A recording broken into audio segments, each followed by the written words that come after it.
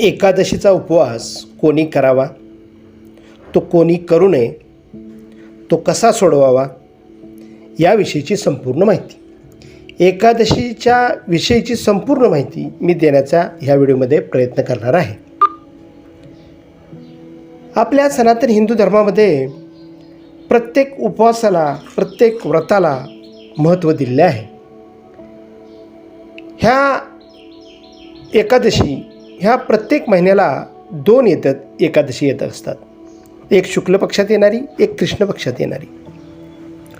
ह्या अशा वर्षाला 24 एकादशी येत असतात आणि जर अधिक मास असला तर 26 एकादशी येत असतात. जवळजवळ प्रत्येक एकादशीचे व्हिडिओ मी केलेले आहेत, ते तुम्ही अवश्य पहा. आता मी हा उपवास कोणी करावा, का करावा, कसा सोडवावा, कोणी करू नये ह्या एकादशीविषयीची संपूर्ण माहिती मी आपणास देणार आहे. श्रीराम हा विष्णूंचा अवतार. विष्णूंच्या नाभिकमळातून ब्रह्माच्या ललाटातून रुद्र उत्पन्न झाले. त्याच क्रमाने ब्रह्मविद्येचा संप्रदाय सुरू झाला. अव्यक्त असलेले ज्ञान हिरण्यगर्भामुळेच मीपणाच्या जाणवतेने व्यक्त झाले आणि तेथूनच गुरु संप्रदाय सुरू झाला. ब्रह्मा, विष्णू आणि महेशाच्या मीपणाच्या जाणीवेला हिरण्यगर्भच कारणीभूत झाला. विष्णू म्हणजे जीवांचा रक्षणकर्ता, म्हणजेच प्रभू श्रीराम, म्हणजेच विठ्ठल रुक्माई, म्हणजेच कृष्ण. आणि त्यांची उपासना करणे, त्यांचं व्रत करणे यालाच एकादशी म्हणतात. ती उपासना म्हणजेच एकादशी. एकादशी हे व्रत. माझा एकादशी कोण आहे हा व्हिडिओ एक आहे, तोही अवश्य पहा. एकादशी हे व्रत असे आहे की ते विधीपूर्वक झालेच पाहिजे असे नाही. विष्णूपासून सर्व सृष्टीचा जन्म म्हणून जीवाच्या जन्मापासून हे व्रत सुरू झाले असे ते अनादि व्रत आहे. अनादि काळापासून व्रत आहे. ते आमरण करणे चांगले. हे व्रत वर्षव्रतात मूळ ज्याला परमार्थ योग्य स्थान प्राप्त करून द्यायचे आहे त्यांनी एकादशीचे व्रत करावे. म्हणजे ज्यांना परमार्थात स्थान पाहिजे त्यांनी एकादशीचे व्रत करावे, एकादशीचा उपवास करावा. प्रथम एकादशीचे व्रत केले की इतर केलेल्या व्रताचे फळ ताबडतोब मिळते. मुख्यतः 16 सोमवार, संकष्टी, प्रदोष, शिवरात्र, अष्टमी, वटसावित्री इत्यादी व्रताची शीघ्र फलप्राप्ती होते. तसेच एकादशीचे व्रत आहे म्हणजे एकादशीचे व्रत केल्यानंतर आपल्याला कोणत्याही देवतेचे व्रत करता येते. व्रतारंभ तेथूनच व्हावा असे शास्त्र सांगते. म्हणजे व्रताचा आरंभ एकादशीपासून करण्याची प्रथा आहे. आपल्या देहातील चैतन्य हा तिथीला ऊर्ध्व दिशेला अधिक वेगाने झेपावतो. अशा वेळेला पोट स्वच्छ ठेवावे असे म्हणतात. म्हणून साधकाने अल्प आहार घ्यावा. त्यामुळे पारमार्थिक प्रगती होते, पारमार्थिक संकल्प तडीत जातात. शक्यतो निर्जला एकादशीचं व्रत करावं. निर्जलाचं जर तुम्हाला व्रत होत नसेल, तुमची शारीरिक प्रकृती व्यवस्थित नसल्यास थोडी सुंठ साखर घेऊन थोडेसे पाणी प्यावे. असे केल्याने सुद्धा तुमच्या पोटातील अवयवांना विश्रांती मिळते. तसे जरी एकादशीचे व्रत केले तरीसुद्धा चालते. अगदीच ज्यांना शक्य नाही त्यांनी फलाहार केला तरीसुद्धा चालतो. नुसतं म्हणलं तरीसुद्धा माझी एकादशी आहे असं म्हटलं तरीसुद्धा हा उपवास केला जातो. ज्यांना फलाहारसुद्धा शक्य नाही त्यांनी फराळाचे पदार्थ खाऊन जरी उपवास केला तरीसुद्धा चालतो. मात्र हे जे एकादशीचे व्रत आहे हे 3 दिवस चालणारं व्रत आहे. पहिला दशमीच्या दिवशी आपण सकस आणि म्हणजे चांगलं भोजन आपण करायचं आहे, चांगलं अन्न आपण खायचं आहे. आदल्या दिवशी म्हणजे दशमीला, एकादशीला पूर्ण आपण निर्जल राहायचं आहे. आणि द्वादशीला आपण सांगितलेल्या मुहूर्तावर द्वादशीला आपण हे व्रताचं उद्यापन करायचं आहे. हे व्रत सोडायचं आहे, म्हणजे उपवास सोडायचा आहे.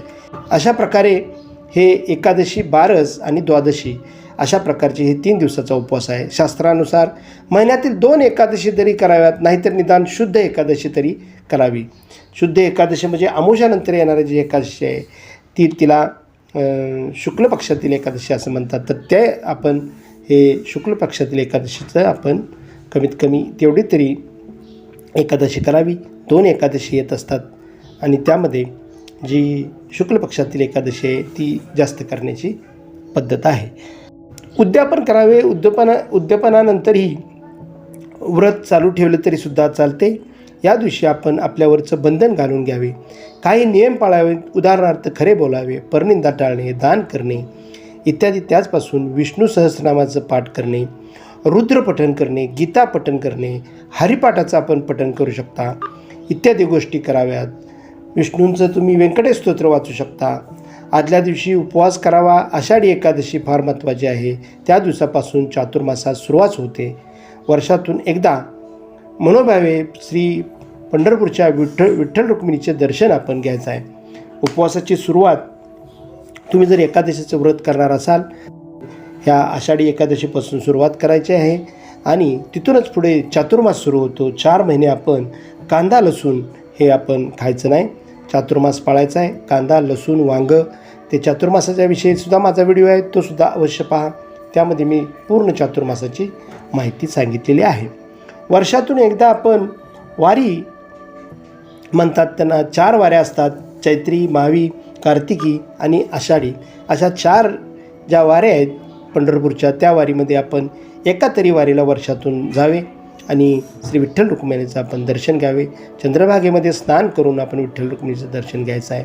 हे वर्षातून एकदा जे एकादशीचं व्रत करणार आहे त्यांनी केल्यानंतर आपल्याला विठ्ठल रुक्मिणी हे आपणाला प्रसन्न होतात. म्हणजे ह्या वैष्णवपंथाला ह्यांना वैष्णवपंथ म्हणायचं आणि वैष्णवपंथाच्या ज्या लोकांना वैकुंठ प्राप्त होतं. पंढरपूरच्या विठोबाचं दर्शन घ्यायचं आहे आपण आणि पंढरीची यात्रा करावी. अगदी अनादी काळापासून कमरेवर हात ठेवून उभा असलेला हा अकर्ता सारेच करीत असतो. उपवास म्हणजे काय? तर उपवास म्हणजे आपण उप म्हणजे जवळ आणि वास म्हणजे राहणे किंवा असणे. केवळ काही विशिष्ट पदार्थ खाणे म्हणजे उपवास नव्हे, तर आपल्या ज्ञानेंद्रियाच्या, कर्मेंद्रियाच्या आणि उभयात्मक मनाच्या जवळ जाणे म्हणजे उपवास होय. म्हणजे आपण परमेश्वराच्या जवळ सानिध्यात राहायचं आहे, श्री विठ्ठल रुक्मिणीच्या सानिध्यात राहायचं आहे, उपवास करायचा, त्यांच्या विष्णूंच्या सानिध्यात आपण राहायचं आहे. ज्या तुम्ही देवतेचा उपवास करताय त्या देवतेच्या सानिध्यात राहणे याला उपवास असे म्हणतात. म्हणून तुम्हाला जे गुरुचरित्र पारायण वगैरे जे सांगितलेलं आहे त्यामध्ये तुम्हाला सांगितलेलं आहे की तुम्ही त्या गुरुचरित्राचं पारायण करताना दत्तप्रभूंच्या सानिध्यात तुम्ही राहिलं पाहिजे. कंटिन्यू तुम्ही त्यांच्याशी झालं पाहिजे. व्यापार तुमचं बाकीचं काय आहे ते सगळं सोडून तुम्ही गुरुचरित्र पूर्ण पारायण होतोपर्यंत दत्त महाराजांच्या सानिध्यात आपण राहिलं पाहिजे. तर त्याचा आपल्याला फायदा होतो. संपूर्ण दिवस ध्यानस्थ बसणे आणि त्या ध्यानावस्थेत इतके मन होऊन जाणे की भूक, ताण किंवा इतर कोणत्याही भौतिक गोष्टीचं लक्ष न राहणे म्हणजे उपवास. मानवी शरीर हे एक अद्भुत यंत्र आहे. अशा व्यक्तीनेच हे उपवास करायचा आहे की ज्याला परमेश्वराच्या सानिध्यात राहता येईल, ज्याला परमेश्वराच्या जवळ राहता येईल, अशा लोकांनी उपवास करायचा आहे. ज्याची शारीरिक क्षमता चांगली आहे अशाने आपण उपवास करायचा आहे. साधन असे असावे की जेव्हा तुमचे शरीर विसरून तुम्ही तुमच्या आतल्या शरीराला सूक्ष्म म्हणजे आत्म्याकडे जाता त्यावेळी तुम्हाला त्या भौतिक शरीराची काहीच गरज नसते. अशावेळी शरीर आपोआपच आपलं काम करत असते. तर अशा प्रकारे आपण हे उपवास करायचा आहे. आणि आता उपवास कोणी करू नये. आयुर्वेदानुसार लहान मुलांनी उपवास करू नये. अगदी 5-6 वर्षाची जी मुलं आहेत त्यांनी उपवास करू नये, कारण त्यांना ते उपाशी राहणं शरीराला त्यांना ही होत नाही आणि बालवय असतं, त्या वयात त्यांना ते कळतसुद्धा नाही. त्यामुळे लहान मुलांना आपण सक्ती करू नये. मात्र तुम्ही एकादशीच्या दिवशी जर एकादशीला फराळाचे पदार्थ घरात केले, बाकी काही करायचं नाही, फक्त फराळाचे पदार्थ करायचे आणि तेच पदार्थ मुलांना खायला द्यायचे. अशा प्रकारे आपण घरात तुम्ही ही एकादशी लहान मुलांच्याकडून सुद्धा करून घेऊ शकता. मात्र त्यांना आवडणारे उपवासाचे पदार्थ आपण करून द्यायचे आहे. वृद्ध व्यक्ती म्हणजे ज्यांचं वय जास्त आहे, ज्यांना शुगर BP जे काही त्रास आहेत, शारीरिक त्रास आहेत, मानसिक त्रास आहेत, म्हणजे अशा लोकांना, वृद्ध जे आहेत, ज्यांचं शरीर साथ देत नाही, ज्यांना चालायला येत नाही, ज्यांना बोलायला येत नाही, अशा व्यक्तींनी आपण हे उपवास करू नये. कमी बल असलेल्या स्त्रिया, पुरुष म्हणजे ज्यांना शक्ती ज्यांची कमी पडते, मस्त वय अगदी 24-25 आहे, पण शारीरिक त्यांना दमा, क्षय अशा ज्या काही आजार आहेत, त्यामुळं शारीरिक ताकद कमी पडत असेल तर त्यांनी उपवास करू नये. गर्भिणी म्हणजे गरोदर स्त्रीने उपवास करू नये, कारण गरोदर स्त्रीने उपवास केल्यास त्या बालक म्हणजे लहान बाळ आपल्या जे पोटात असतं तर त्याला त्याची पूर्ण वाढ होण्यास थोडासा त्रास होतो, म्हणजे उपवासामुळे त्याला त्रास होतो. त्यामुळं जी गर्भिणी आहे, जी गरोदर आहे, तिने उपवास करायचा नाही. त्यांनी नामस्मरण करू शकतात. नामस्मरण तुम्ही करा. त्यावेळेस तुम्ही हरिपाठाचं नामस्मरण करा, व्यंकटेश स्तोत्र म्हणा, विष्णू सहस्त्रनाम म्हणा, अशा प्रकारचं तुम्ही हे करू शकता. देवाच्या सानिध्यात राहू शकता. त्यामुळे उलट तुमच्या गर्भावर चांगला परिणाम होईल. व्याधीग्रस्त रुग्ण, आजारी व्यक्ती अथवा नुकतेच आजारातून बाहेर पडलेली व्यक्ती, म्हणजे आता कोरोनाच्या काळामध्ये कोरोनातनं बाहेर आल्यानंतरसुद्धा जवळजवळ महिना 2 महिने आपल्या शरीराला त्रास होता, तर त्या शरीराच्या अशा प्रकारच्या लोकांनीसुद्धा उपवास करू नये.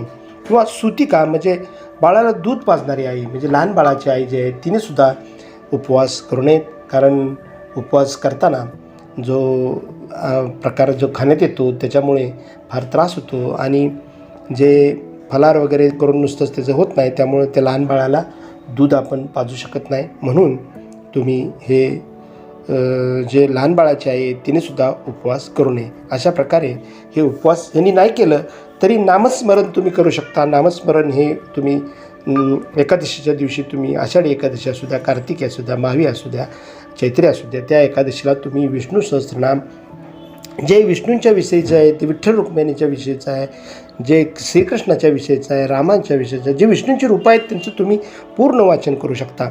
तर अशा प्रकारे आपण हे उपवास अशा व्यक्तींनी करू नये. आता उपवास कसा सोडवायचा, तर उपवास नेहमी सूर्यास्तापूर्वी सोडावा, जेणेकरून अन्नाचे पचन व्यवस्थित होईल. आपल्याला शास्त्रात सांगितलेलं आहे की सूर्यास्तापूर्वी म्हणजे सूर्य मावळाच्या अगोदर आपण जेवण करायचं असं सांगितलेलं आहे. एकाच वेळी अधिक अन्न खाऊ नये, जेणेकरून अपचन होणार नाही. आणि उपवास सोडवताना सुद्धा आपल्या शरीराचा विचार करून आपण अन्नप्राशन करायचं आहे. उगाच उद्या उपवास आहे म्हटल्यानंतर आज भरपूर खाऊन घ्यायचा असं न करता त्या अगदी व्यवस्थित जेवढं आपल्याला अन्न पचल तेवढंच खाल्लं पाहिजे. उपवास सोडताना नेहमी हलके, पौष्टिक, सात्विक अन्न जसे गव्हाची पोळी, फुलका, तेल आता तूप लावून एखादी फळभाजी केलेली, मूग डाळीचे कडण असे अन्न घ्यावे. भात हा एकादशीला खात नाहीत, त्यामुळं भाताचं सहसा तुम्ही हे टाळावे. तांदळाचे पदार्थ हे एकादशीला खाऊ नयेत. तर अशा प्रकारे त्याचासुद्धा माझा सेपरेट व्हिडिओ आहे की एकादशीला तांदूळ का खाऊ नयेत, ते सुद्धा अवश्य पहा. रजोगुणी आणि तमसीन पदार्थ खाणे पूर्णपणे टाळावे. अशा प्रकारे हे आपण उपवास सोडताना हे आपण उपवास कसा सोडवायचा हे सांगितलेलं आहे. आता उपवासाचे अनेक फरक असल्याने आपण अनुभवू शकतो असे की शरीर तुमचं हलकं जाणवतं. उपवास केल्याने शरीर हलकं बनतं, अन्नपचन सुलभ होते, वजन कमी होते, शरीरातील रक्ताभिसरण वाढते, पित्त कमी होते, त्रिदोष नियंत्रित ठेवला जातो, उत्साह वाढतो, मेंदू अधिक कार्यरत होतो, रक्तशुद्धीकरण होते, मनाची चंचलता कमी होते, मन एकाग्र करण्यास मदत होते. अशा प्रकारे आणि उपवास केल्याने वजन महत्त्वाचं कमी होतं, पचनशक्ती सुधारते. त्यामुळं तुम्ही उपवास हा अवश्य करावा. कोणत्या आजारात आपण उपवास करू नये याविषयी क्षय, राजयक्षा, लहान मुलांचे आजार, गर्भावस्थेतील दुर्बल्य, चक्कर येणे, कमी रक्तदाब, अतिकृश व्यक्ती यांनी उपवास करू नये.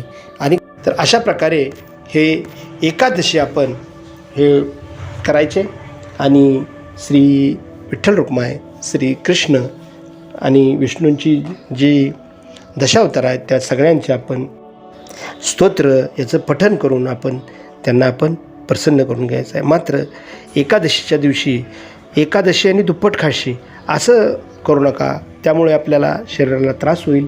आणि म्हणून एकादशीला आपण अगदी व्यवस्थितपणे व्यवस्थितरित्या आपण अल्पोहार घेतला पाहिजे, अल्पोहार घ्यायचा आहे. आणि आपल्याला त्या एकादशीचा आपल्या शरीराला कसा फायदा होईल, आपल्याला देवाचं नामस्मरण कसं होईल आणि आपल्याला परमेश्वर कसा प्रसन्न होईल हे आपण पाहायचं आहे. जर तुम्हाला ही माहिती आवडली असेल तर लाईक करा, कमेंट करा आणि माझ्या चॅनलला सबस्क्राईब करा. ओम नमो भगवते वासुदेवाय. ओम श्रीराम जय राम जय जय राम.